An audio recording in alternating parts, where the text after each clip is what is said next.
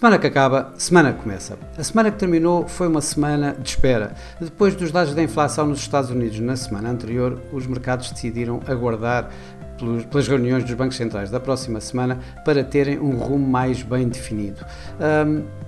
Esta semana tivemos dados importantes económicos importantes a verificar, nomeadamente na China, onde tivemos os dados do crescimento económico relativo ao segundo trimestre deste ano, que desiludiram um pouco os investidores, saindo abaixo do esperado.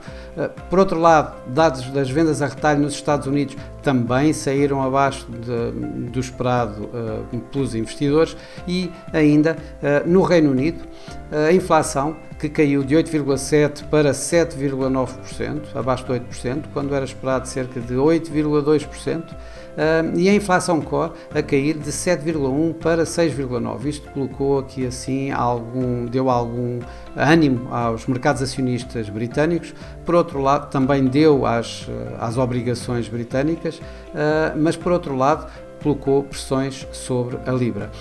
Com os mercados ainda a verem o período de silêncio nos Estados Unidos e na Europa que precede as respectivas reuniões, mesmo assim tivemos Ben Bernanke que num webinar acabou por referir que acreditava que a próxima subida da taxa de juros seja provavelmente a última deste ciclo de subida, deste ciclo de aperto monetário por parte da Reserva Federal. Por cá, pela Europa, mesmo antes de começar o período de silêncio do Banco Central Europeu, o governador do Banco Central holandês, um dos mais agressivos na política monetária do Banco Central Europeu, teve uma viragem um pouco dovish, ou seja, ele que é um fervoroso adepto de subidas de taxa de juros, acabou por dizer que espera um aumento de taxa de juros nesta semana que vai entrar dos tais 25 pontos, mas que para a próxima de setembro será no máximo uma hipótese, ou seja, nada está definido e que tudo terá que ser visto face aos dados que vamos ter desde esta semana até à reunião de setembro. Isto é uma viragem bastante importante para o lado mais brando deste senhor que normalmente apela sempre por fortes subidas de taxa de juros. Por outro lado, na época de resultados continua e também não definiu grande coisa esta semana. Se por um lado tivemos a banca com resultados acima do esperado, o mesmo já não aconteceu nas grandes tecnológicas, nomeadamente Tesla e Netflix, em que uma desiludiu um pouco por causa dos resultados abaixo do esperado e a outra em que desiludiu com as projeções de ganhos futuros. Nos bancos centrais não tivemos bancos centrais de maior importância esta semana.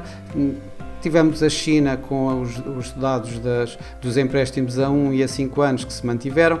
Na África do Sul, a reunião também acabou com a manutenção da taxa de juros nos níveis atuais e já na Turquia, tal como era esperado, subiu taxas de juros, desta vez de 15 para 17,5, ficando abaixo do esperado pelos mercados e isso com resultados de imediato em pressões sobre a Libra uma vez mais.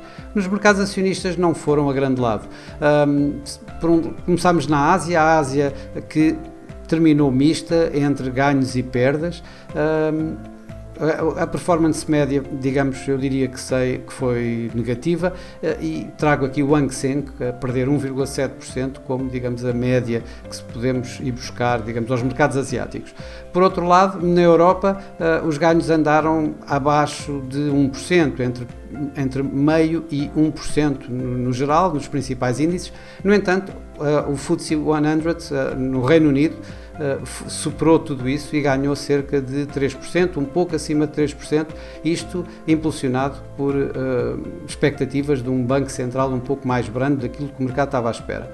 Nos Estados Unidos também tivemos de tudo, ou seja, tivemos perdas no Nasdaq, muito à custa, obviamente, das tecnológicas, ganhos no Dow Jones, impulsionado pela tal banca com resultados acima do esperado, e este Dow Jones terminou com ganhos de 2% esta semana, e no gráfico vemos o S&P 500 a terminar a ganhar esta semana cerca de 0,7%, que é de facto aproximadamente a média destes mercados. Por cá, o PSI surpreendeu, ganhou bem acima dos principais índices europeus, com um ganho acima dos 3,2%. Isto impulsionado por um banco, o BCP, que ganhou cerca de 9%, um pouco mais, e por outro lado, em perdas, o que mais perdeu foi a ADP Renováveis, que perdeu um pouco mais do que 2%. No mercado cambial já vimos que a Libra teve algumas perdas à custa, digamos, do arrefecimento de expectativas sobre subidas de taxa de juros no Banco de Inglaterra. Mais uma vez aqui assim tivemos o euro-dólar que se manteve, recuou dos máximos que fez, à volta de 1,1275, para terminar a semana um pouco acima de 1,11, mas trago aqui, digamos, os grandes perdedores da semana, que foi a lira turca e o dólar neozelandês, com perdas de cerca de 3% face ao dólar.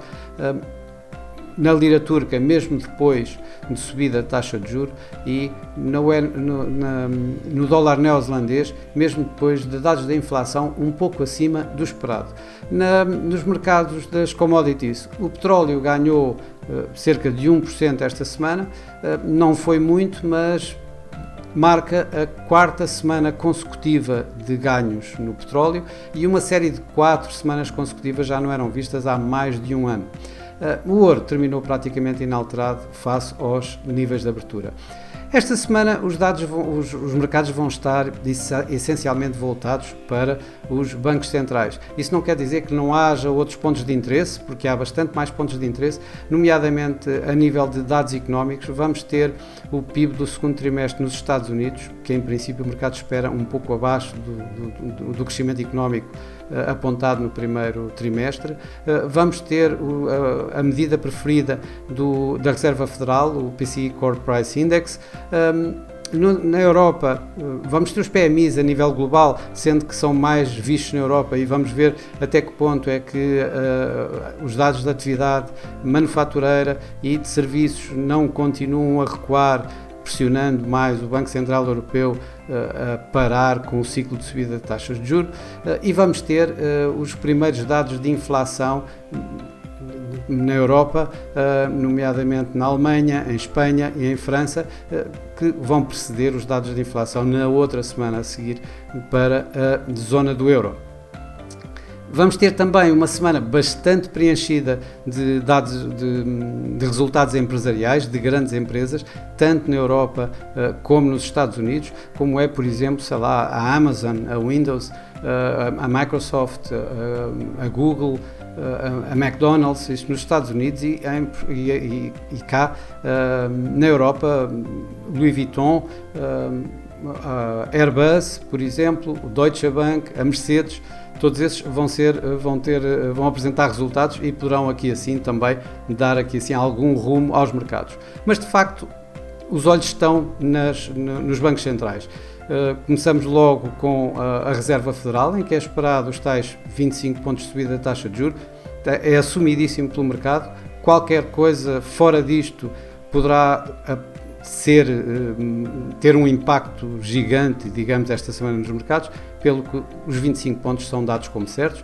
O mercado vai estar atento, principalmente ao que vai ser dito, às declarações, espreitando, tentando ver o que é que poderá acontecer a partir daqui, se vamos ter sempre mais uma subida de taxa de juros ou se vão deixar a porta bem aberta para continuar a subir taxas de juros, tal como os dot plot anunciavam aqui assim há cerca de um mês atrás. O Banco Central Europeu praticamente igual, ou seja, os mercados estão completamente à espera dos tais 25 pontos, e algo fora disto será realmente algo muito disruptivo, porque não deverá acontecer, e o mercado também aqui vai estar bastante à espera da conferência de imprensa da Sra. Lagarde, que se segue à reunião, para tentar verificar até que ponto é que poderemos contar com mais subidas ou com a interrupção deste ciclo de subida de taxa de juros.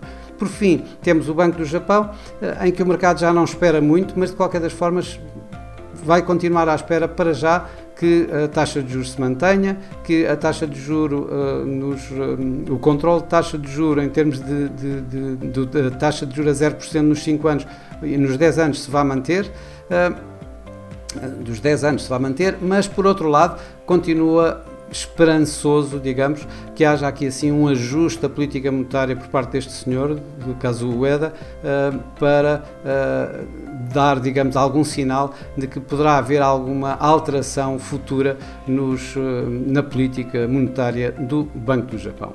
Bom, para já é tudo, uma boa semana, bons negócios e amanhã e na próxima semana estarei cá para mais uma semana que acaba, semana que começa. Até lá!